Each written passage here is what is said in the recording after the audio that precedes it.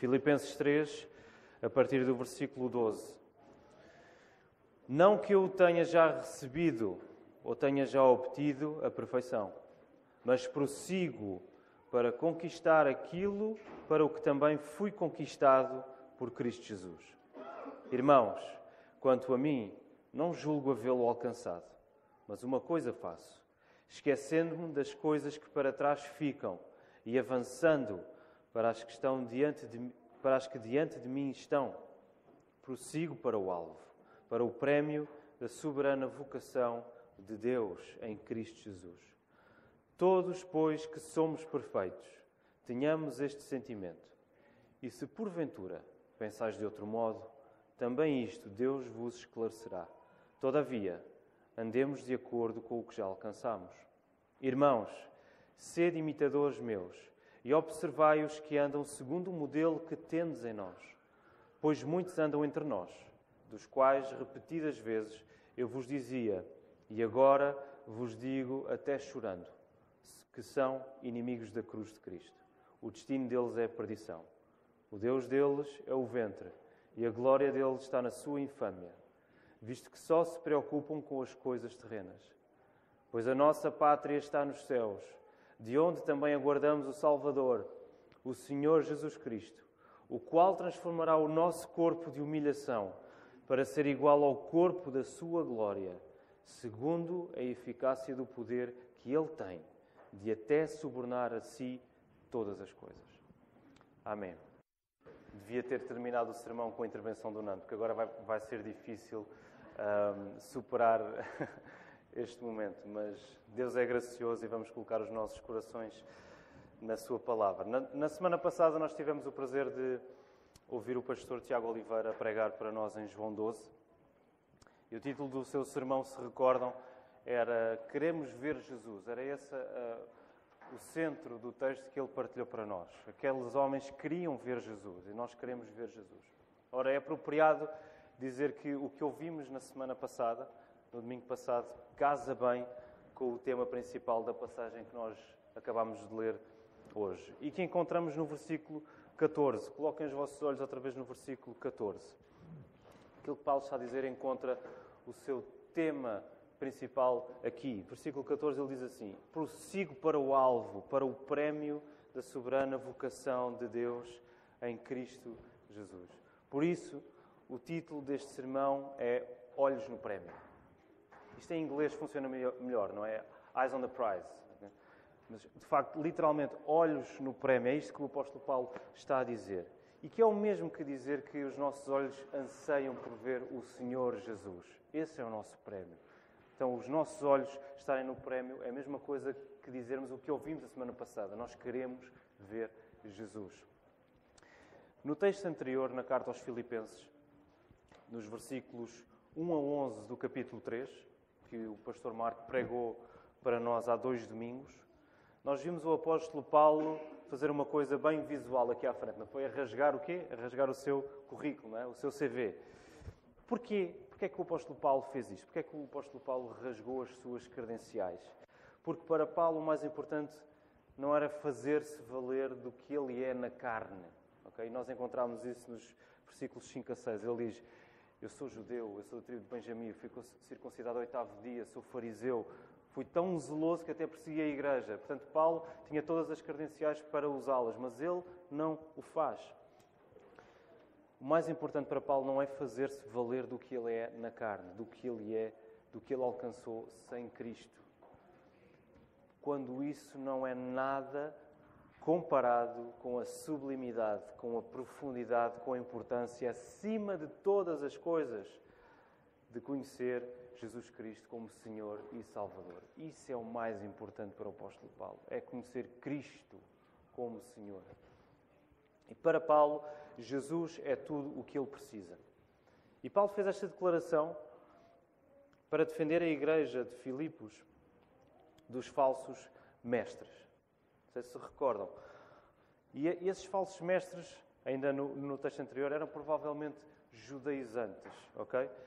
Eram pessoas que ensinavam, cristãos que ensinavam que para além da fé em Jesus, cristãos ou não cristãos, que ensinavam que, para além da fé em Jesus, era necessário obedecer a aspectos da lei de Moisés, a lei mosaica, a lei do Velho Testamento.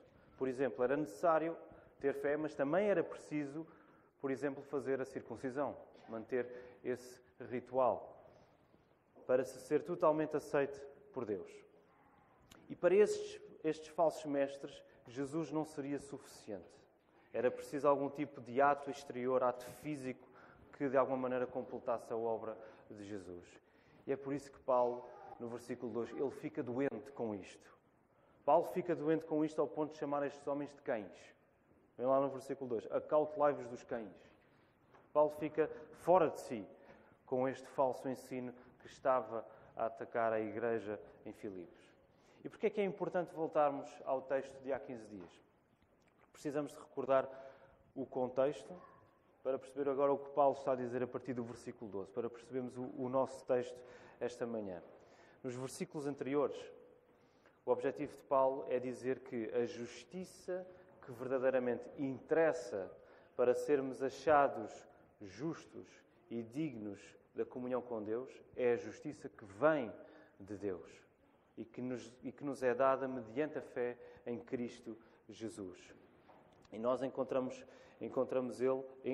isso no versículo 9, quando Paulo diz: "E ser achado nele, não tendo justiça própria que procede de lei,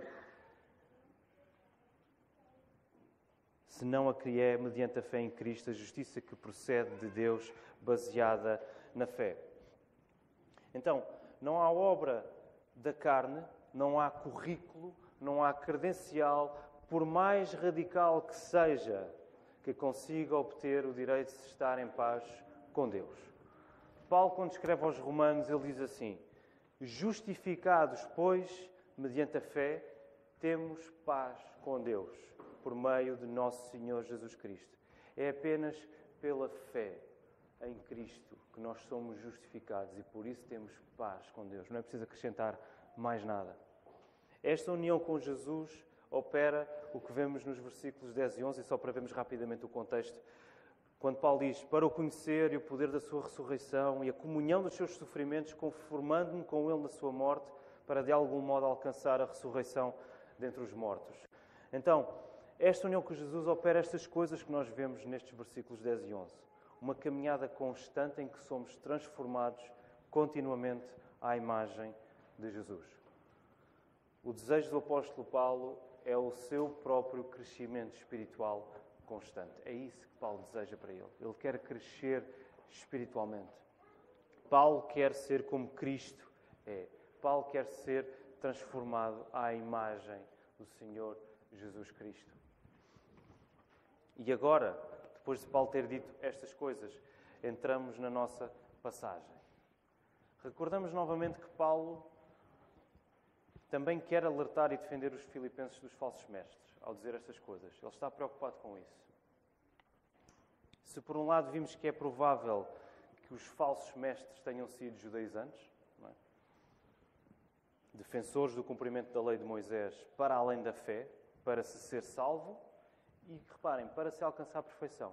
Porque estas pessoas acreditavam que, ok, tu tens fé, mas se tu também adicionares isso, a circuncisão, observares os mandamentos do Velho Testamento, tu vais ser salvo, mas também vais ser capaz de ser perfeito espiritualmente. Era isso que eles estavam a ensinar, ok? Se por um lado vemos este falso ensino, por outro lado, é possível identificar outro falso ensino presente no primeiro século, e que provavelmente também estava a entrar na igreja. E esse falso ensino era de que a perfeição espiritual é alcançada através de um certo nível de conhecimento. Acreditava-se que nós podemos alcançar a perfeição se atingirmos um certo patamar do nosso conhecimento. Este último ensino é chamado de, no primeiro século, protognosticismo, ok? Que é uma primeira fase, e por isso se diz proto, é uma primeira fase do gnosticismo que viria a estabelecer-se em força no segundo século. E o que é que ele afirmava? Ele afirmava que a verdadeira virtude, a perfeição, encontrava-se na gnose. E daí chamarmos gnosticismo. Na gnose, que é literalmente o conhecimento. E que desprezava a realidade física das coisas. desprezava a matéria. Para aqueles que estudaram filosofia, nós encontramos esta corrente, por exemplo, em Platão, não é? Que valorizava muito o mundo das ideias, o mundo lá em cima, mais espiritual, e desprezava por completo o mundo material. Então, esta corrente, o gnosticismo, vai buscar aí também. Okay? E estava a entrar na igreja. A realidade física das coisas não interessava, porque eles consideravam que a matéria, as coisas físicas, eram más. Ora, quer os judaizantes, quer os protognósticos, estavam a minar a igreja com a ideia de que a perfeição espiritual seria possível nesta vida. Quer através do cumprimento rigoroso da lei, envolvendo o corpo, quer através de um estado superior de conhecimento, desprezando o corpo. Os dois estavam, de maneiras distintas, a dizer, olha, é possível sermos perfeitos espiritualmente aqui. E Paulo fica doente com isto. Paulo quer alertar os filipenses para este perigo. Por isso, o que é que Paulo diz no versículo 12? Reparem que acabámos de ler que o desejo de Paulo é crescer em santidade. Crescer espiritualmente. Mas o que é que ele vai dizer agora no versículo 12? Ele rejeita que a sua perfeição já tenha sido alcançada. Ele diz assim, não que eu tenha já recebido ou tenha já obtido a perfeição. Paulo sabe que ele ainda não é perfeito. É crucial que a igreja perceba que Paulo, e Paulo talvez talvez o maior exemplo de vida cristã que alguma vez existiu. Não sei se vamos encontrar nos humanos um exemplo maior do que Paulo. É importante que a igreja perceba que Paulo sabe que a sua perfeição não será alcançada por completo durante o tempo da sua vida na terra. Paulo está preocupado que a igreja perceba isto. Olha, eu sei que eu não vou ser perfeito agora. E é importante que vocês percebam isso. Paulo acabou de escrever que o seu desejo é ser transformado à imagem de Jesus. O seu desejo é ser perfeito, como Jesus é. Mas ele sabe que esse é um processo que só será terminado na sua ressurreição, quando Jesus regressar em glória. Por alguma razão, Paulo está interessado em tornar isto claro para os filipenses. Paulo sabe que a vida cristã não se completa deste lado da ressurreição, deste lado da glória. Por isso, ele diz no resto do versículo, ele acabou de dizer, eu não o alcancei ainda, eu ainda não sou perfeito, mas prossigo para conquistar aquilo para o que também fui conquistado por Cristo Jesus. Paulo usa aqui a metáfora de uma corrida, quando ele diz, eu prossigo. A metáfora de uma corrida para dizer que a vida cristã não encontra o seu ponto máximo, não encontra o seu clímax, não encontra a sua perfeição aqui. Não encontramos a meta desta corrida aqui.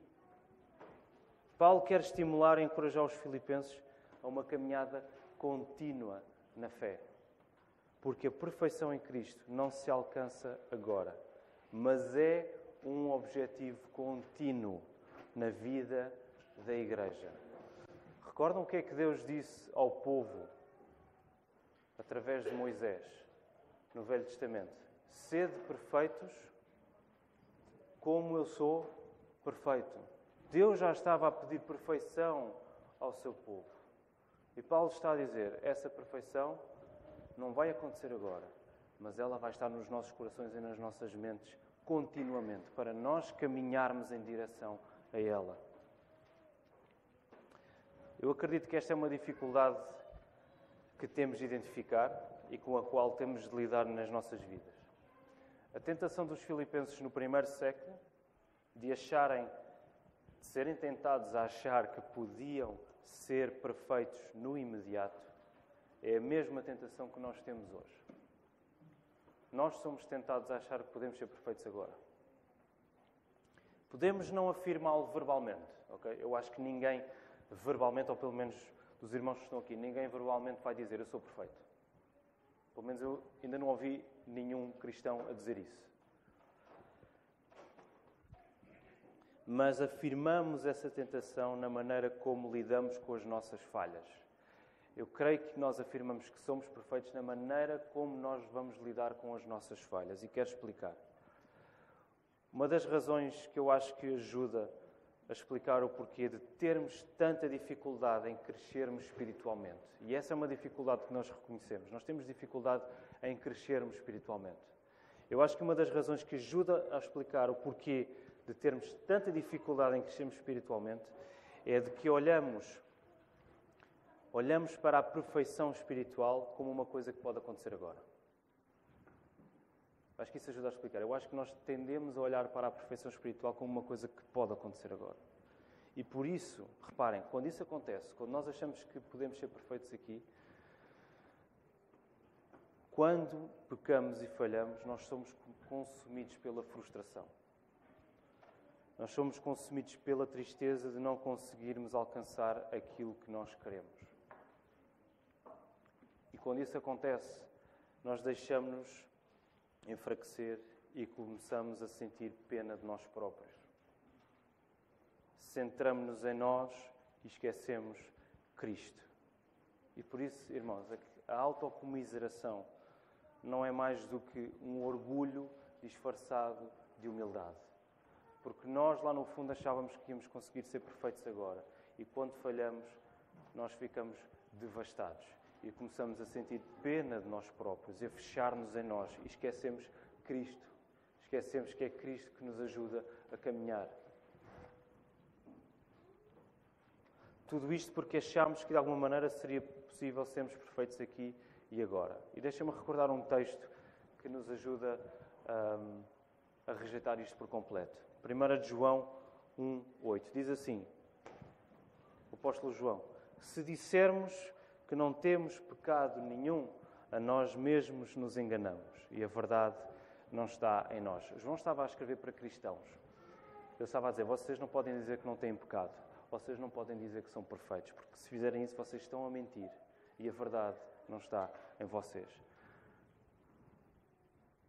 Deixem-me ir mais longe e dizer que, em vários casos, esta é a razão pela qual tantos abandonam a fé que afirmavam. Eu acredito nisto. Eu acredito que, por um entendimento errado acerca do que a palavra diz sobre a perfeição, talvez muitos tenham abandonado a fé. Talvez muitos tenham rejeitado aquilo que um dia afirmavam ter, porque achavam que poderiam alcançar algum estado de perfeição aqui e agora. E quando perceberam que isso não era possível, quando começaram a ficar frustrados, decidiram abandonar e decidiram colocar os seus esforços numa outra coisa qualquer. Agora, irmãos, eu com isto não estou a dizer que é indiferente procurarmos a perfeição. Não é indiferente que nós procuremos a perfeição. De maneira nenhuma. Jesus salvou-nos para isso mesmo, para sermos santos. E por isso os nossos corações desejam essa santidade perfeita. Jesus de facto salvou-nos para isso, para nós desejarmos essa santidade perfeita. O autor aos Hebreus diz assim, segui a paz com todos e a santificação, sem a qual ninguém verá o Senhor. Quando nós dizemos que nós queremos ver Jesus, nós também estamos a afirmar que nós queremos ser santos e perfeitos como Ele é. Não é indiferente nós procurarmos a perfeição. É por isso que Paulo diz que prossegue, no versículo 12, ele prossegue. E literalmente aqui está uma disposição determinada e até agressiva para alcançar aquilo que foi conquistado por Cristo Jesus para ele. E esta é uma verdade maravilhosa, irmãos. Reparem o que é que está aqui em causa. Aquilo para o qual nós caminhamos, aquilo que nós desejamos, aquilo pelo qual nós nos esforçamos para alcançar, já foi conquistado por Cristo. Já está à nossa espera em Cristo. Nós não corremos em vão, porque Cristo já conquistou isso para nós. É o que o apóstolo Paulo está a dizer. Por isso caminhamos somente pela fé, somente em Cristo. No versículo 13, Paulo, novamente, ele quer deixar isto claro. Ele diz outra vez, irmãos, quanto a mim, não julgo havê-lo alcançado. Paulo diz outra vez que não alcançou essa perfeição. Mas Paulo não usa isso como desculpa para baixar os braços. Antes, Paulo está totalmente comprometido em lutar por essa perfeição. E como é que ele faz isso? Vejam lá o versículo 13. Uma coisa faço. O nosso irmão Manel orou estas coisas já hoje de manhã. esquecendo das coisas que para trás ficam e avançando para as que diante de mim estão. Esquecendo o que ficou para trás e avançando para o que está à sua frente. E agora quero explorar um bocadinho este ponto. Nós, enquanto cristãos, deixem-me dizer, olhamos para trás em vários sentidos. E quero explicar. Eu não quero contradizer o que Paulo está a dizer, ok? Nós olhamos para trás em vários sentidos. Em primeiro lugar, olhamos para trás para Cristo crucificado e ressurreto. Cristo morreu lá atrás, Cristo ressuscitou lá atrás. E nós olhamos para trás. Autor da nossa salvação e fé. Nossa fé e a nossa salvação foram garantidas lá atrás. E por isso nós continuamente olhamos para trás. Em segundo lugar, olhamos para trás para reconhecermos a graça de Deus nos momentos passados das nossas vidas, para sermos gratos e louvarmos a Deus. Aliás, era isso que Deus continuamente exortava o povo no Velho Testamento a fazer. Não se esqueçam que eu sou o Deus que vos tirou da terra do Egito. E muitas coisas erradas foram feitas pelo povo porque eles, de facto, esqueceram de olhar para trás e recordar que Deus os livrou do Egito.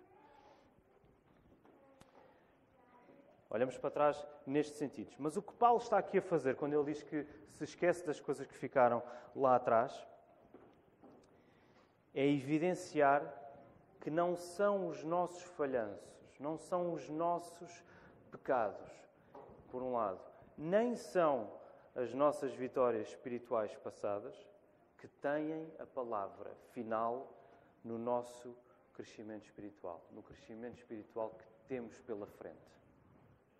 Paulo está a dizer, não confiem nas vossas vitórias espirituais do passado, nem se deixem ficar debilitados pelas vossas derrotas no passado, porque não é isso que vai ter a palavra final no crescimento que está à vossa frente. Enquanto cristãos, não devemos basear o nosso viver nas vitórias passadas, nem ficar debilitados por pecados cometidos no passado. O texto diz que nós devemos avançar. Essas são coisas que ficaram lá atrás. O que é que a palavra diz? Avança. O sentido exato desta expressão traz a imagem de um atleta. Eu acho que o apóstolo Paulo era fã de desporto, porque ele passa a vida a usar a imagem de corridas e atletas.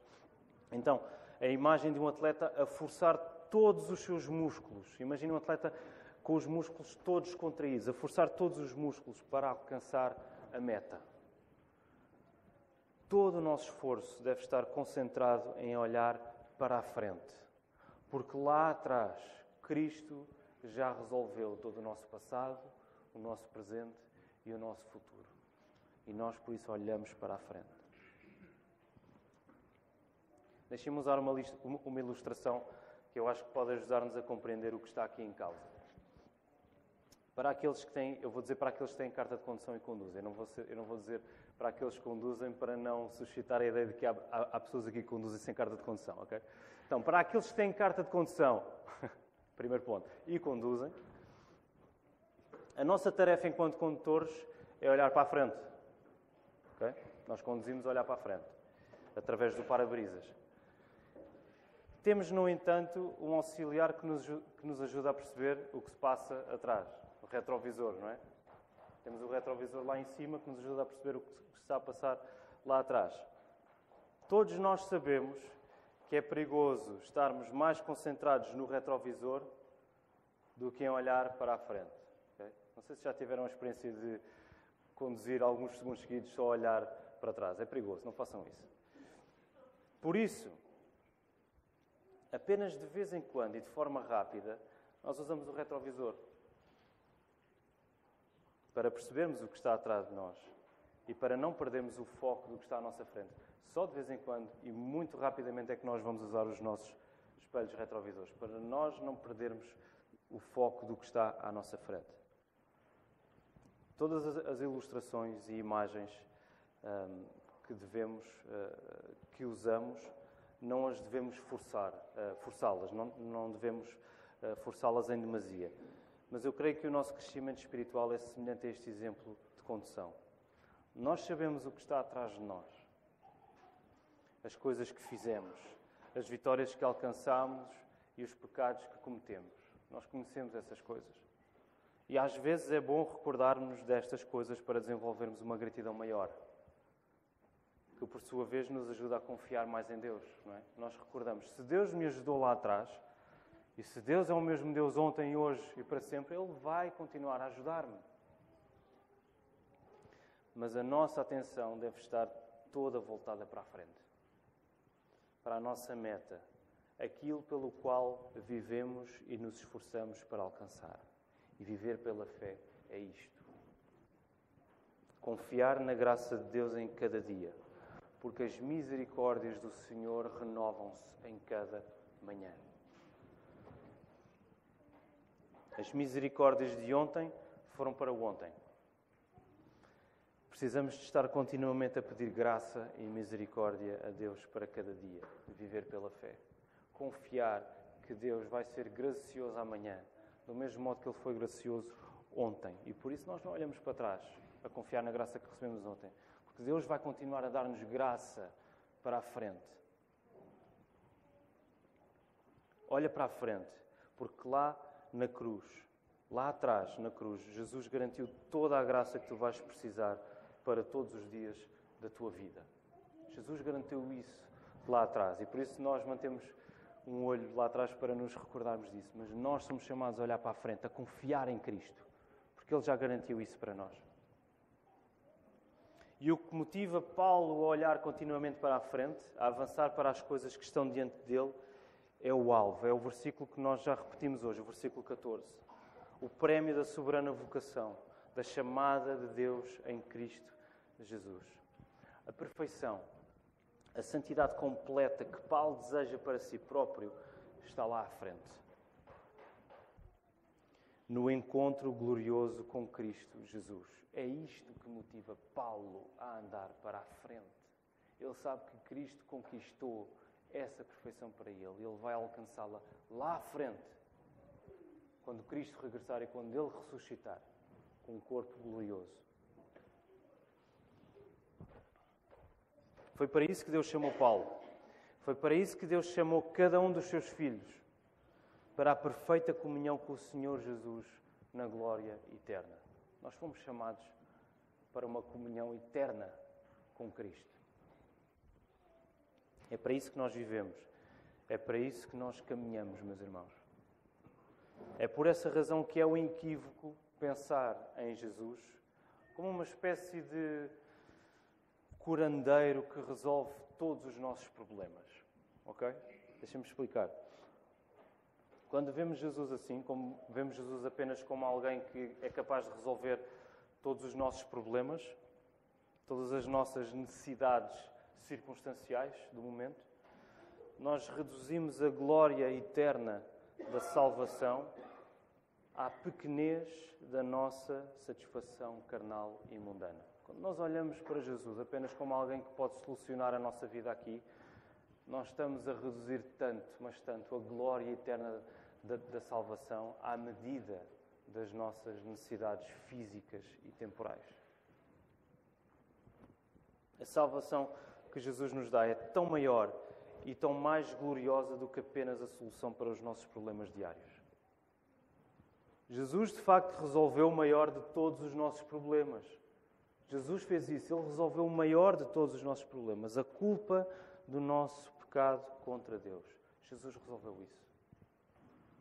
E por causa do que Jesus fez por nós, ao morrer na cruz, no nosso lugar, por causa disso, mesmo que toda a nossa vida seja vivida em sofrimento e seja vivida em aflição, e damos graças a Deus porque isso não é o nosso caso, mesmo que isso aconteça, os nossos olhos vão estar fixos no encontro com Cristo. Porque o que nos espera é alegria muito acima do que a nossa compreensão consegue processar.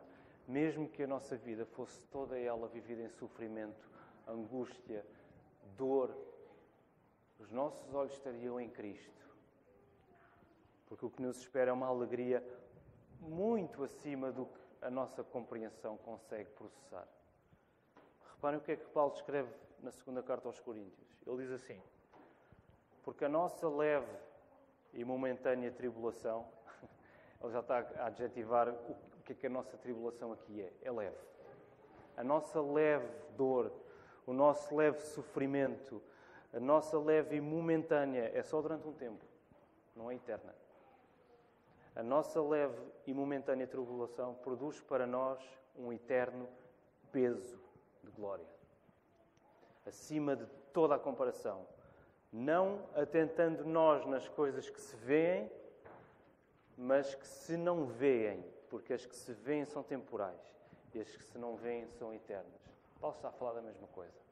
Vocês atentam para aquilo que não se vê, que ainda não se vê, que é a nossa perfeição em Cristo.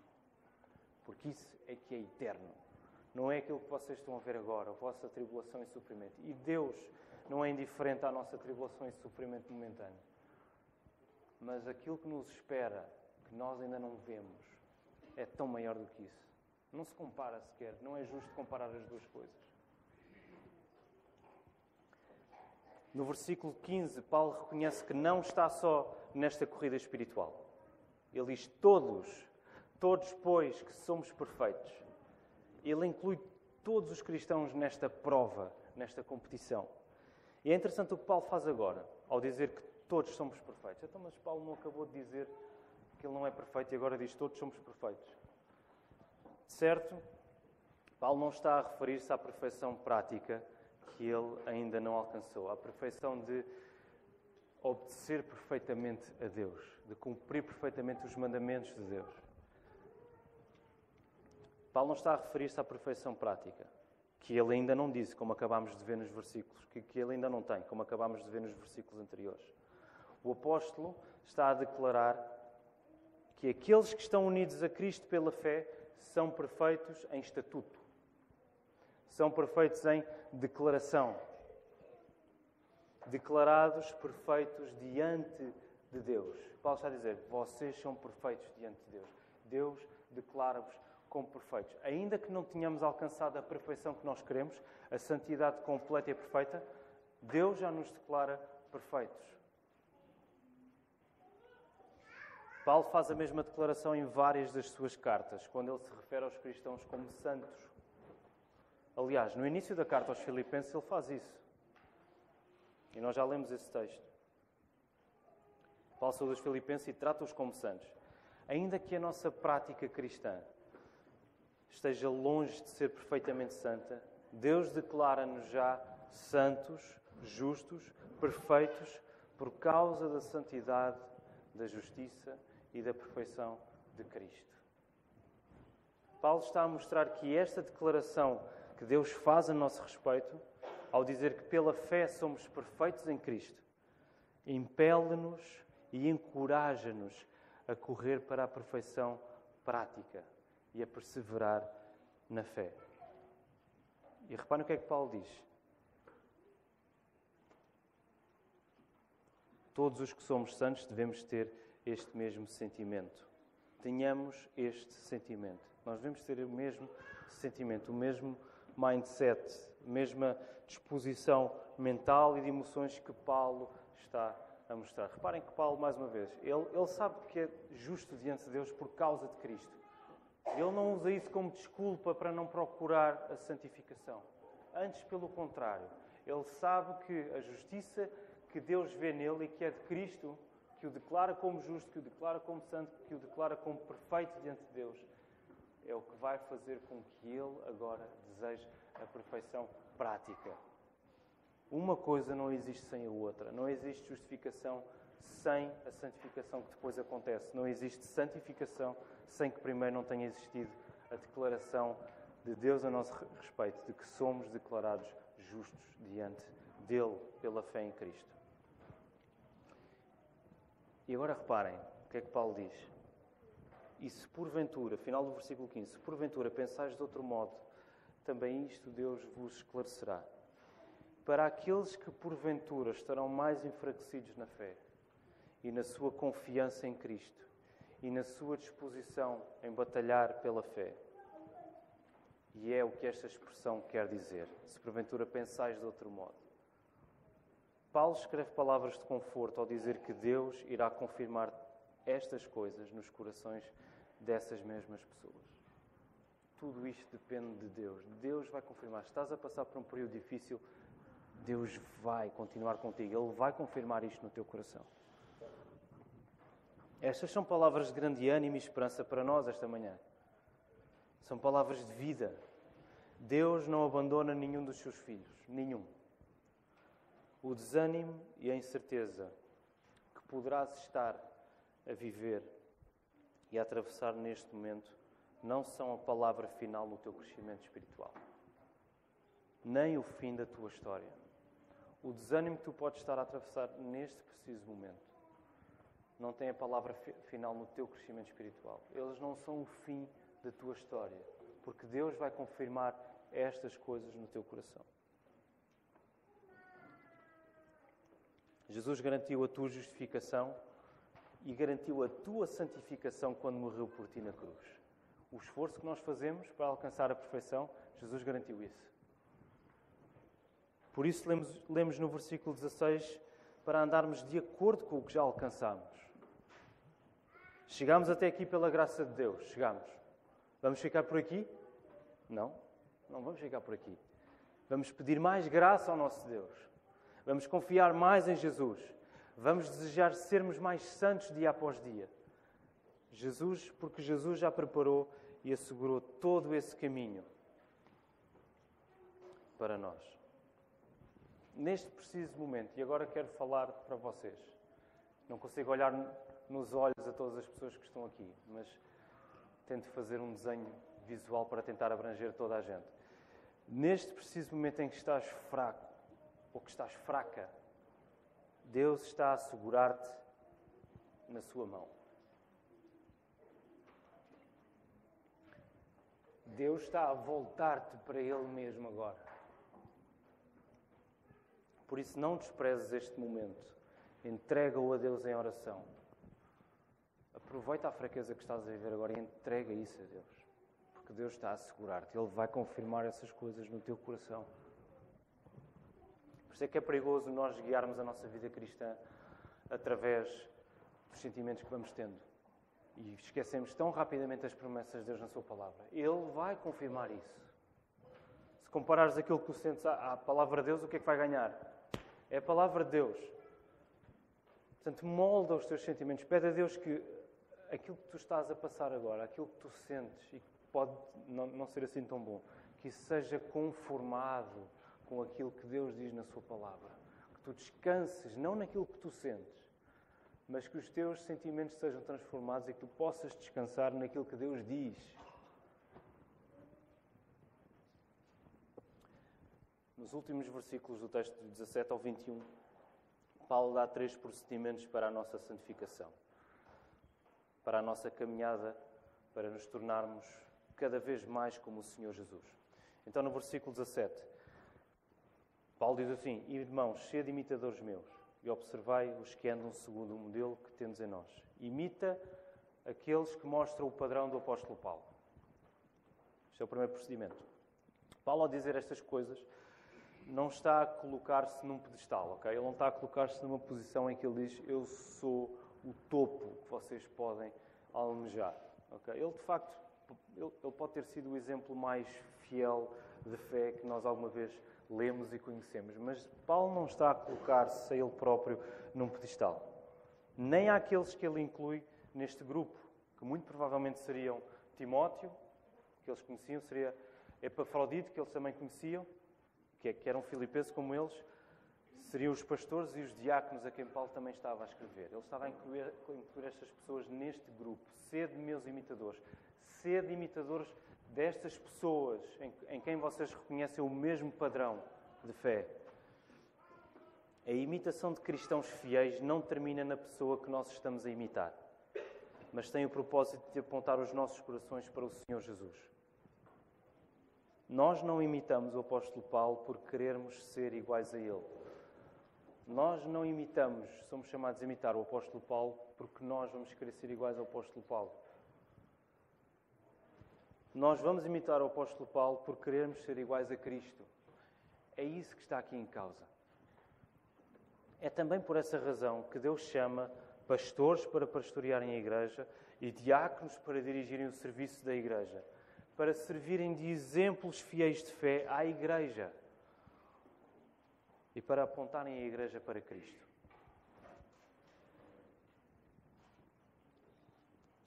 Manuel Ferreira explorou bem este assunto na sua última pregação. Nenhum de nós pastores, nenhum dos diáconos está aqui a tentar ser Jesus.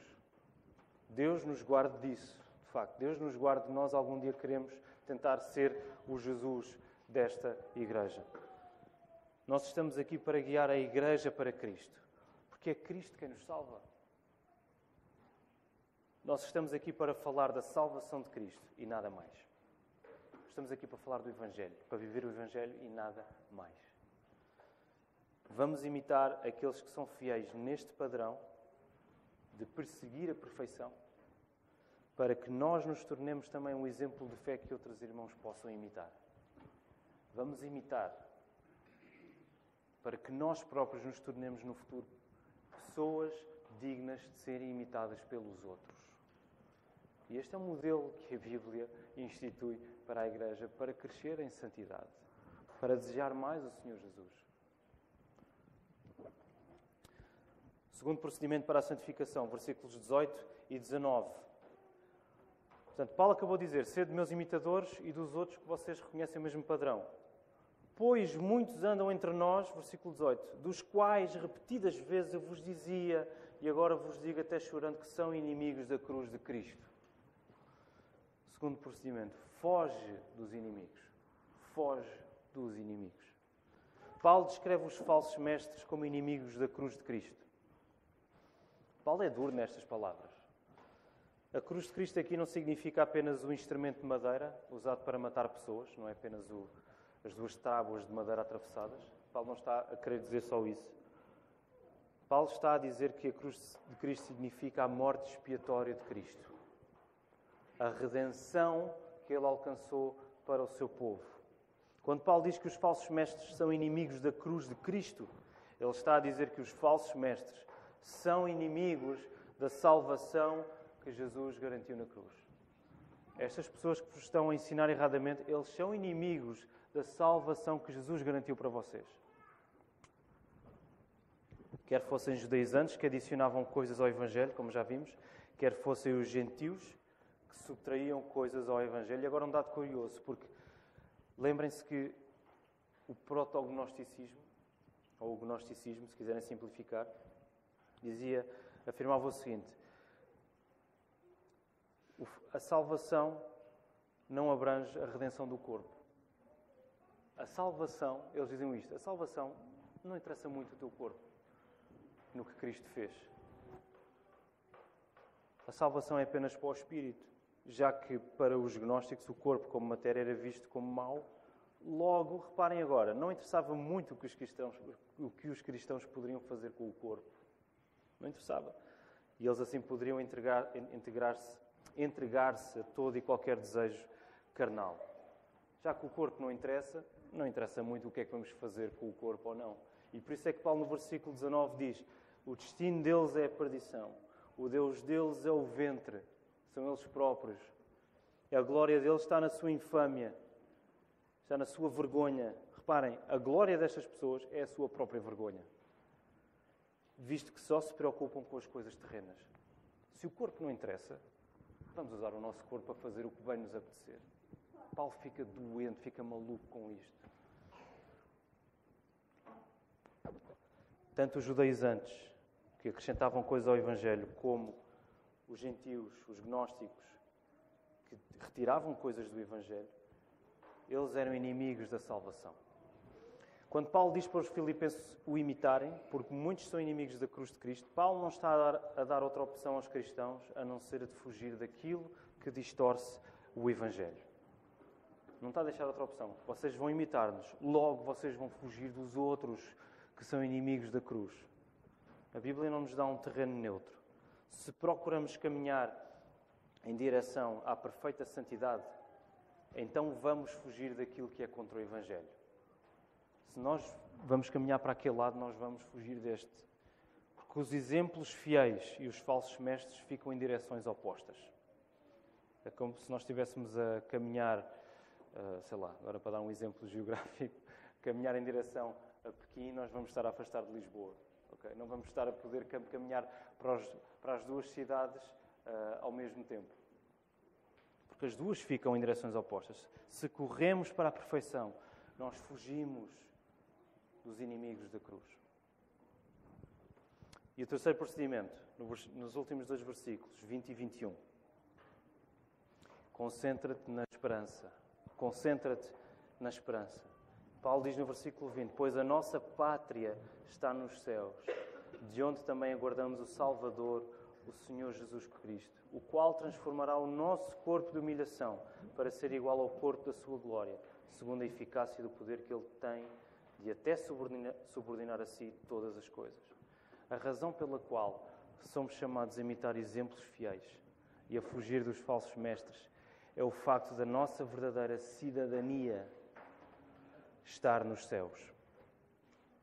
Pela segunda vez, Paulo usa esta expressão para mostrar aos filipenses que da mesma maneira que eles são cidadãos romanos que vivem fora de Roma, eles são cidadãos do reino dos céus que vivem na terra.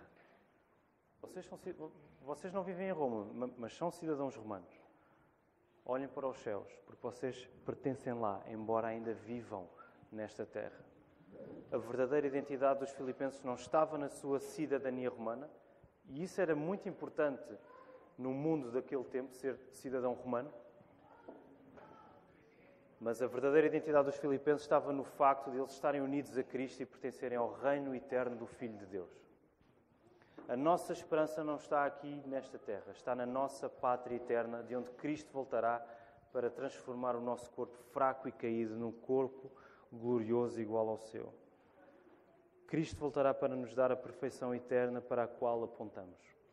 E como sabemos isto, Paulo faz questão de confirmar isso aos filipenses, quando ele diz que tem poder e autoridade sobre todas as coisas. Nós sabemos isto porque Jesus domina sobre tudo. Todas as coisas, as visíveis e as invisíveis, estão debaixo do poder do Senhor Jesus. E por isso nós apontamos para lá.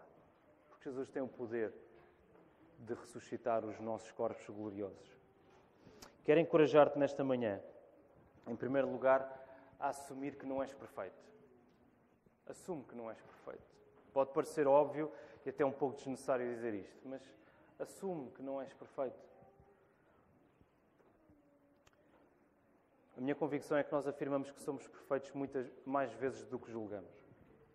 De cada vez que colocamos a oração em segundo plano, de cada vez que colocamos a palavra em segundo plano, de cada vez que colocamos a comunhão com os outros em segundo plano, de cada vez que colocamos a confissão de pecados em segundo plano, de cada vez que colocamos o louvor a Deus em segundo plano nas nossas vidas, nós estamos a afirmar com todas as forças que somos perfeitos e que não precisamos assim tanto de Jesus.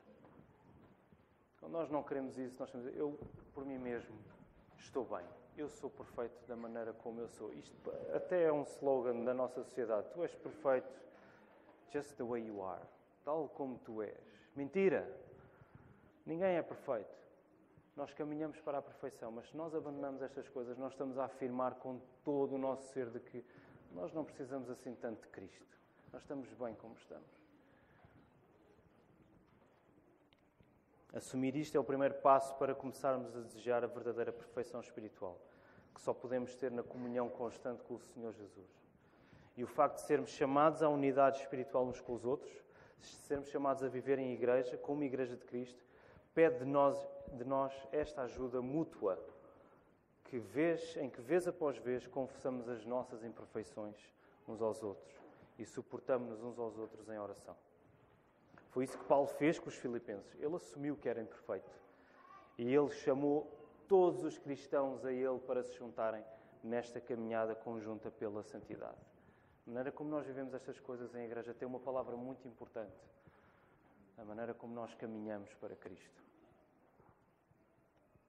Em segundo lugar, quero encorajar-te a imitares mais Jesus, imitando os pastores e os diáconos desta igreja. Esta é a altura em que os pastores e os diáconos ficam assim um bocado a tremer sem saber o que fazer.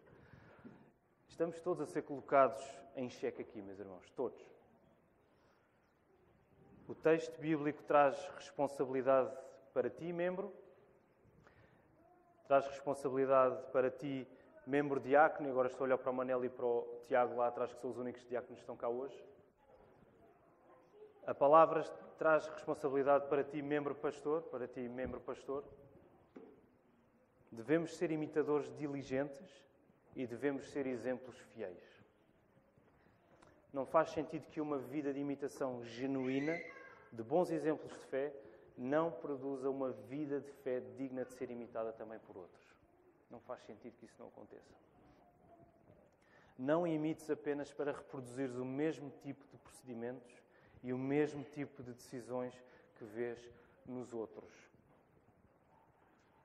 Eu não sou chamado a falar como o Marco fala, por exemplo. Eu não sou chamado a vestir-me como o Marco se veste.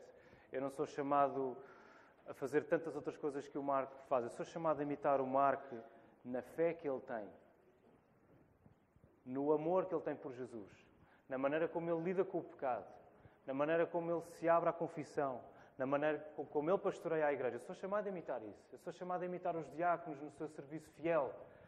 Eu sou chamado a imitar outros exemplos de fidelidade. Imita essas coisas para que o teu coração deseje mais Cristo e para seres mais como Ele é. Imita para que os teus olhos estejam mais em Jesus. Por isso é que é tão importante, e nós temos falado disso às vezes por mensagem em presbitério com o Manel, que é quase uma regra para nós lermos os autores mortos. Lermos os puritanos e lermos os reformadores e lermos os pais da Igreja, porque nós vemos ali tanta coisa que nós podemos imitar. Porque nós queremos ser como Jesus é. Porque era isso que eles queriam ser. Era para isso que eles caminhavam. Por último, quero encorajar-te, meu irmão e minha irmã, a colocares os teus olhos no prémio eterno que é o próprio Senhor Jesus. Olhos no prémio. Coloca os teus olhos no prémio. Coloca os teus olhos em Cristo. Procura Jesus na palavra. Procura Jesus na palavra. Lê a Bíblia. Procura Jesus na palavra. Pede a Deus que te ajude a ver mais claramente na Bíblia quem Jesus é e o que Jesus fez por nós. Pede a Deus que te dê um desejo maior pela presença de Cristo na tua vida e pelo seu regresso em glória. Pede a Deus estas coisas.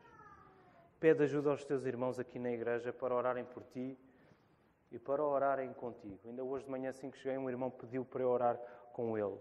E deixem-me dizer, isso deu um pequeno twist na maneira como eu cheguei à igreja. Porque o domingo, eu não sei se concordam comigo, mas o domingo é o dia em que somos mais tentados, tudo acontece. E a nossa disposição quando chegamos aqui nem sempre é a melhor. Mas a comunhão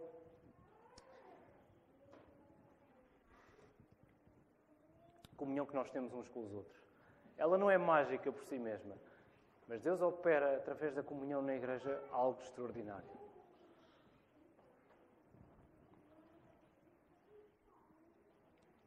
Pede ajuda aos teus irmãos aqui na igreja para orarem por ti e contigo.